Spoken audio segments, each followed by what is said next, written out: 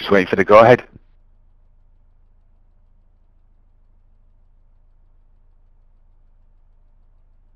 All right, got you.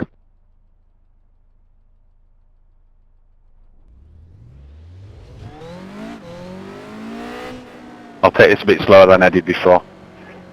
So, yeah, coming up to T1, the big one really, as are all the turns at Suzuka, which is one of the finest racetracks in the world.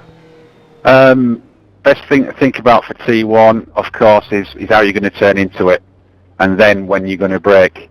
And I don't know what it's like when you're learning, to be quite honest, because it's a very difficult turn, and you're basically braking all the way through the corner, through T1, until you get to T2. Now, a lot of people think of it as one big turn, but it's not. It's actually two turns, and treat it like two turns, but there's absolutely no gap in the middle. So you're coming up to T1, and this bit of tarmac here on the left, or the orange bit on the Armco there, is basically your cue point for turning in, but you'll be going extremely fast. And my technique is to turn in from this point here and let the car, and as it's coming towards that apex there, which is basically T1, you're starting to change down. Your objective is to be changed down to second by the time you hit this point here, which is your turning point for T2. You want it to be nice and tight to catch that very, very late apex, but you also want to stay as quite far right as possible to set yourself up for the next turn, which is the beginning of the notorious S's. Now, your turning point here is really, really early because you actually want to catch that curb. I'll be in fourth gear at this point, and I'll change down to third as I hit the curb. And I'll brake slightly to get this next turn in as tight as possible, setting up for the next part of the S's, which I'll be turning in at this point, and I'll want to keep it nice and tight initially on the turning, let it wash out a little bit to the right. But this is a crucially important part of the circuit, and you might think you want to let it wash out to the left, but don't. You want to keep it tight. Keep it tight, keep it tight, nice and tight as possible, because you want to set it up for the turn at the top of the hill, which is known as Dunlop. Quite possibly, when you're going really, really fast, this is one of the trickiest turns on the corner because there's absolutely no room for error. But you want to take it as tight as possible on the apex, and at this point you'll basically be hitting the gas full throttle, and you want it to wash out as much as possible over here. You can get up to this point, but if you think you're going to go off the track at this point or touch the grass at all, back off the throttle, because as soon as the tyres get on there, it's goodbye basically, because there's all the grips on the right hand side and you've got none as soon as you touch the grass. So you come down here full throttle, the car will be a bit unsteady, watch out for the rear, come off the throttle if you think it's unstable. And now for probably the toughest of all at Suzuka, which is Degner. This is Degner 1. Now let me just back up a tiny little bit so we see the 50 metre board again. Just before the 50 metre board is where I'll basically turn in, and I'll drop to fourth. Yeah, I got your cap. I'll drop to fourth because I'll be in fifth at that point. I'll drop to fourth, and I'll be wanting to get a little bit of the curb, but not too much because it really unsettles the car quite badly.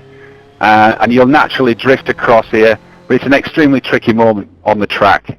And you'll be only a short while until you're basically on the brakes as hard as possible, down to second, and get a nice early turn in on Degner 2. And it's really important that you get an early turn in and let the car wash out here, because they've allowed us a shitload of curb basically. I don't know why they allow that, because if it was Spa, obviously we'd be getting a 1X. Try not to hit the dirt because it'll unsettle the car badly, and you'll be going as fast as you can here, of course, but you want a nice tight turn in here because you want the car to be nice and straight for the braking for the hairpin. And you'll be basically, I drop down to first here and get a nice wide turn in like that, so they get that late apex, but very gently build up your gas, very gently. And now it'll be absolutely full throttle through here, and you want to keep it as far to the right as you can, but you can let it wash out a bit and then bring it back a little bit later if you need to. But keep it tight, as you pretty much do everywhere at Suzuka. And now you're looking for this little bit of tarmac here on the right, because that's your turning point for Spoon, which is what's coming up. Again, it's another two-part turn. some people like to take it as one turn, but I like to treat it as two separate turns. I'll drop down to fourth, I'll start my turning, and I'll be aiming for the curb, and that is actually the apex. Come to that and let the car drift out here as much as possible. Now it's adverse camber pretty much all the way around here, and that's what makes it particularly tricky, but you want to be down to second by this point before you start your turning for the second part of spoon. And it's a very, very late apex, so you'll be teasing the curb a little bit and let the car wash out, but it'll want to wash out much more than ever because of that adverse camber, and take as much of that curb as you can on exit. Let the car drift to the left and then straighten it up for the most notorious corner at Suzuka, which is 130R. Now this is taken absolutely flat out once you've learned how to do it. The best way to do it is, you see that 100 metre board sort of like pass by, and obviously the 50 metre board will be with you in no time at all. That's where you're basically thinking, right, now's the time to turn in. You aim for the curb, you want to get the curb a tiny little bit. If you miss it, you're going to go wide. But if you hit it, you'll also go wide. So you need to get it spot on and let the car basically come over here. Avoid getting on the green stuff because there's no grip there, and then come over to the left as soon as possible. As soon as you hit the 100 metre board, you're hard on the brakes, dropping it down to second. Nice early turning for this first part of the chicane. Try and stay as far right as you can so you can get a nice lazy turning for that bit. Coming down here can be particularly tricky. The rear will want to let go on you, so feather the throttle through if you're not confident. But gradually you'll be coming down here at absolutely full throttle. Try and keep it tight until you've got past that apex there, and then let it wash out to the left. And I'll try and start a medium speed lap now. So I'm looking for the tarmac. So I start my turning now, changing down to third, down to second, off the gas, get that turn in. Keep it to the right.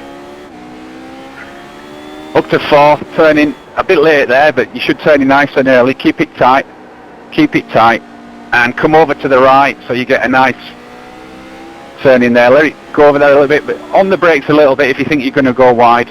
Keep it tight. Keep as far over the right here now. Turning for this turn. Dunlop. Hard on the gas.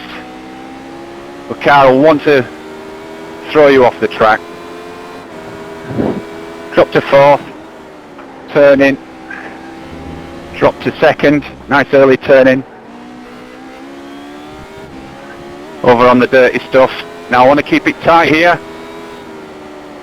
Come off the gas if you think it's going to be too wide. Drop down to first. Off the gas so you get it turned in. Nice, gently on the power. And stick as far to the right here as you can. Even play with a little bit of oversteer. It feels quite nice. You've got lots of downforce. Now I'm looking for the tarmac. Drop down. Fourth, turn in. Third. Let it wash out. Drop down to second. Late apex. Gently on the throttle. Onto the curb, and off we go to 130R.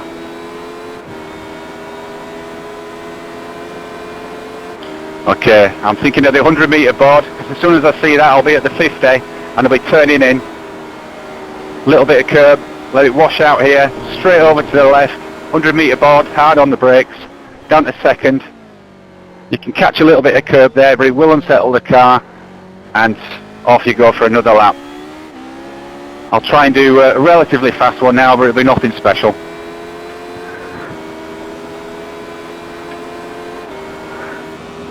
Okay, I'm looking for the tarmac.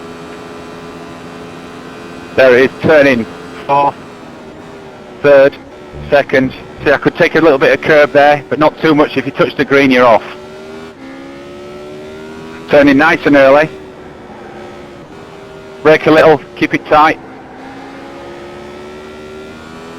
Keep it tight, especially here, if you want it nice and tight for Dunlop. On the gas, try and get full throttle all the way through, but I didn't then. Tyres are a bit cold, I think. Full throttle all the way around. Fourth. Second, nice early turning.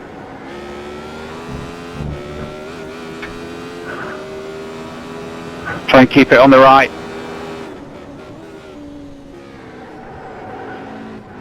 Tricky hairpin. You want a nice wide turn in at that hairpin. Try and keep it to the right, but don't sacrifice any speed for it. Look for the tarmac.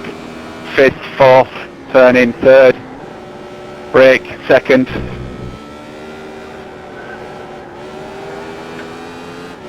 Out to the curb. I'll try and take this one flat now. Not sure if the tyres are ready for it. 100, get ready, 50, go. Just. Hard on the brakes. A little bit too much rear brake bias there. Tail wanted to let go. Full throttle, tease it around, don't oversteer, and away you go. It's an absolutely fantastic lap. Quite possibly one of the best in the world.